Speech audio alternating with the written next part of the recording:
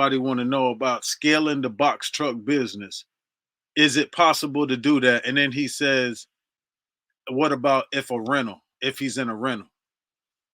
So the my main thing, and like I always say about scaling is, especially right now, starting out.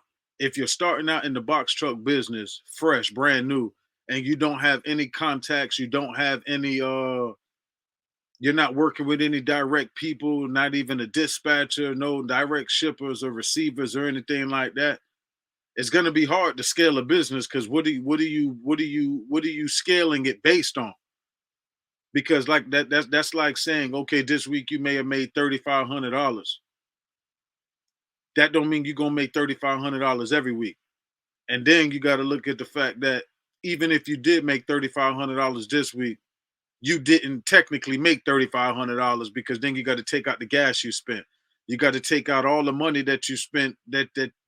Some people pay themselves out of what they make per week because at the end of the day, you still got to live. So scaling your business is kind of hard to do, and it's something you can do if you want to have a goal to work towards, but don't. It's not nothing that's really guaranteed like that unless you have guaranteed work.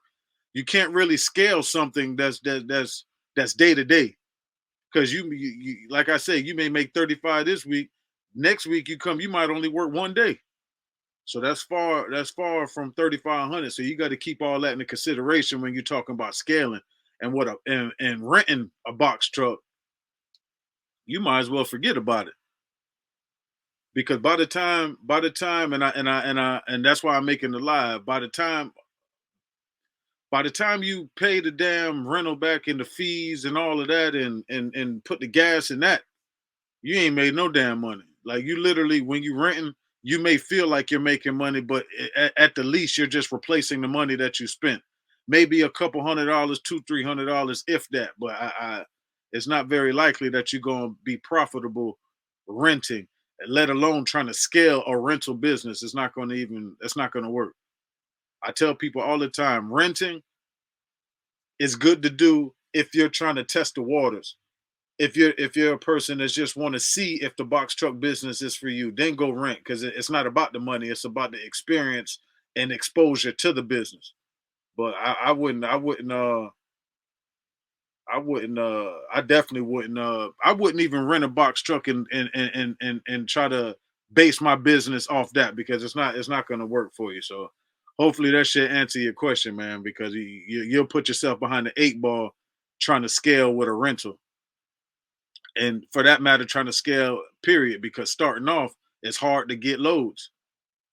Everybody making these videos, I wonder why nobody don't talk about that. When you starting out, it's not easy. I'm not saying you can't, but it's not easy to get loads. They're not just gonna start coming like that. It don't work like that. A lot of you got to have at least 60 days up to 180 before people will start working with you. Some people will work with you fresh out, but it's not many. It's slim to none. So, and as we all know, Amazon changed up their requirements. So now it's 180 days for them. There's a reason for that.